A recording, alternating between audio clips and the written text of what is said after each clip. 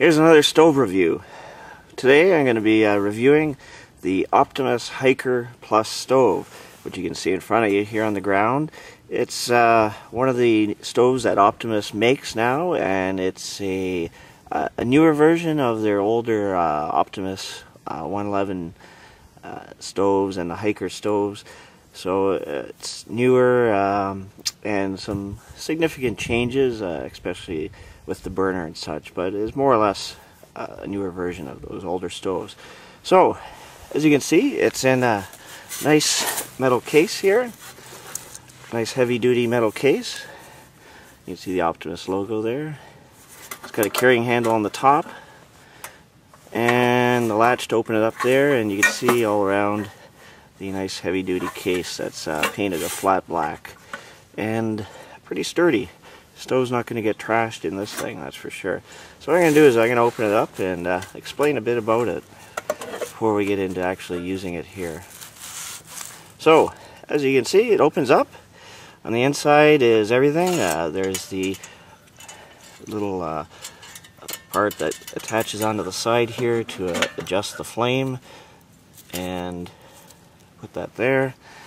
And here is the stove unit that you slide forward, and what you've got in front of you is the fuel tank, the plunger for pressurizing it, and the burner unit here. So everything's contained there, and the control knob goes through a hole in the side and connects on there when you are ready to go, but only when it's opened up. So a few things about it. The Hiker Plus stove. It's a multi-fuel stove. It burns everything. White gas, motor vehicle gasoline, diesel, kerosene, alcohol, and the nice thing about it is it doesn't require any kind of change of the jet or anything. You can actually put the different fuels together inside the tank and burn them. So if you ran out of white gas and you found some kerosene, well, throw it in there when you're running low on the kerosene, and you could put diesel in there, although that would be pretty nasty, or alcohol, and you don't have to change the jet or anything. So that's pretty nice. It's got the Nova burner, and this is the newer burner made by Optimus. That's also in the Nova and Nova Plus stoves. I've got the Nova Plus stove. Same exact burner, and it's sort of similar to the old Optimus Roar burner that they had in the old 111s. They also had the silent burner, which was different. Let's see here. It will achieve a temperature of about 9,725 BTUs, and so it's pretty close to 10,000. That's pretty warm, and will boil water in about 3.5 minutes for a liter of water, and that might be dependent on what fuel you're using, of course. The fuel tank here holds 350 milliliters of fuel and gives you about 2 hours of burn time. It's size-wise 7.1 by 7.1 by 4.3 inches, and the big thing is it's not lightweight. It weighs 56 ounces or 3.5 pounds, so hardly a lightweight backpackable stove, but it doesn't profess to be one. It's a solid, rugged stove that you could carry in a backpack, especially if you had a group where you could divvy up the different pieces of equipment and the weight. And definitely if you're operating out of a vehicle or a base camp or canoeing, anything like that where weight isn't as significant, then you may want to look at carrying a stove like this. But why? Why would you want this as opposed to maybe something a lot lighter weight? And it's rugged. It's got a little bit more open area to put larger pots on, and it's sturdy in the snow. If you're carrying it in a toboggan, it's not going to have problems with legs sinking into the snow. You can sit it right on some snow, and it's pretty secure.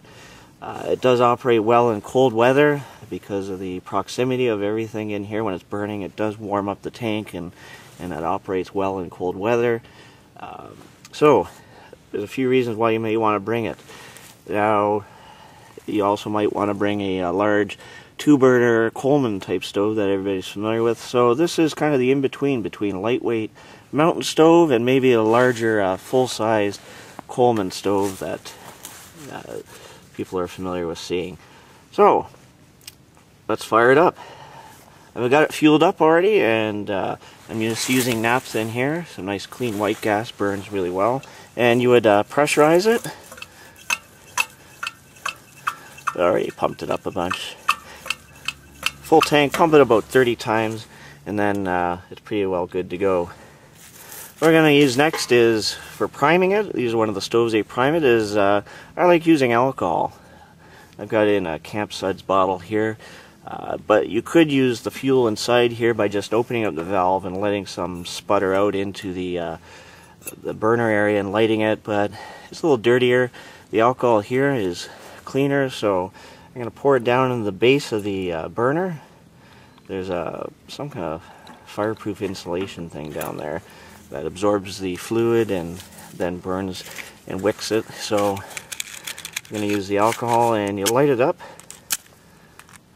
with these cheap matches that I keep having difficulties with. I'm not going to get these anymore.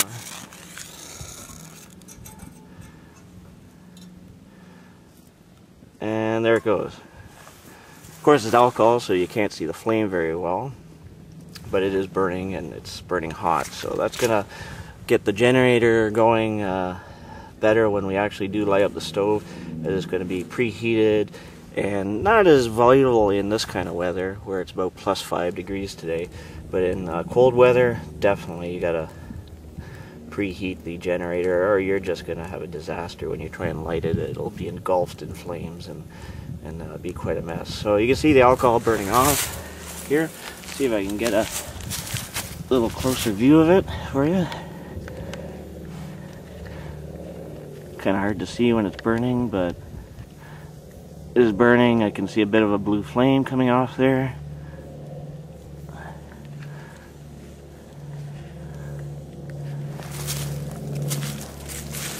So the colder it is, the longer you gotta preheat the generator. I put a fair bit of alcohol in there, so it's definitely going to be good to go today.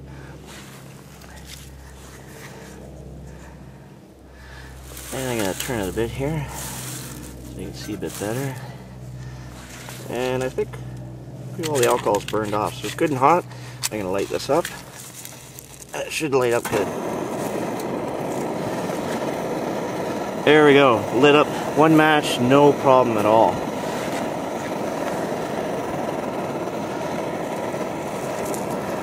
Don't want to necessarily put it on full blast right away, you might blow the flame out.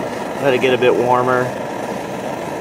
You can hear the funny noise, that sputtering noise that these burners make, and that's pretty normal.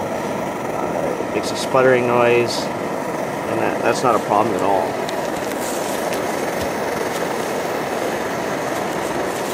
I gotta turn it up here a bit. You can really hear the sputtering.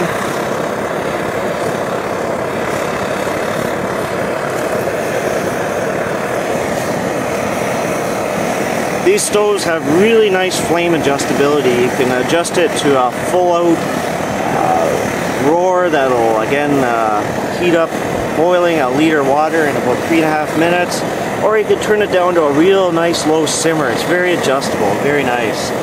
So you can hear that sputtering, that's normal. Get a little closer view here.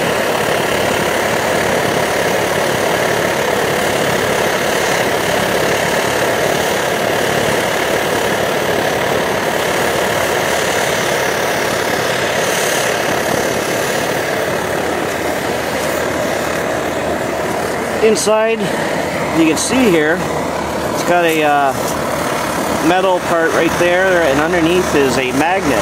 So as it slides back and forth, or if you want to, it's got a magnet that has a self-cleaning jet.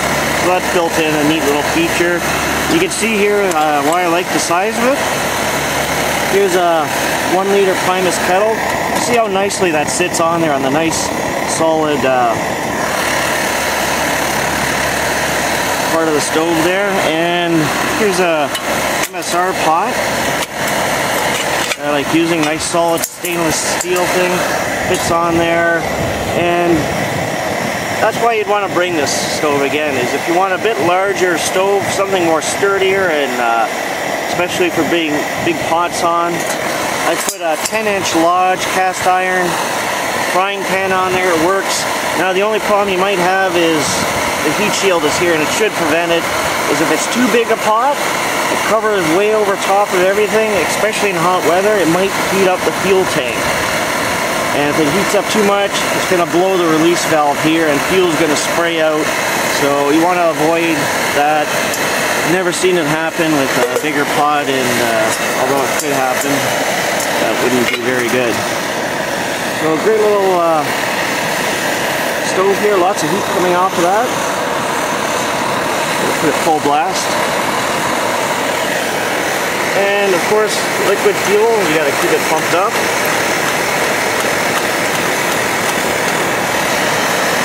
And it's going nice now.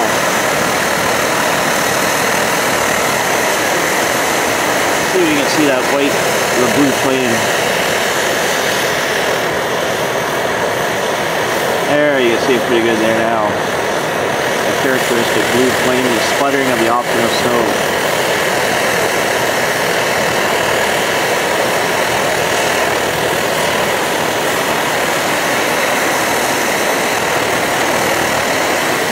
So there you go.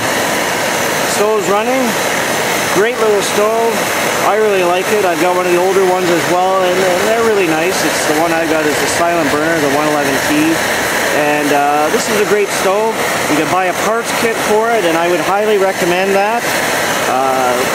It's interchangeable with the Nova Plus stove, so if you do want a mountain stove as well, then I would go for that so you have interchangeability of parts. Great all-around stove. Nova burner does work well, and the only thing going against it really is the weight, but if that's not a factor because how you're traveling, then great stove if you don't want something quite as big as the Coleman 2 burner. So I'm going to do up some chicken rice with vegetables here and have some lunch.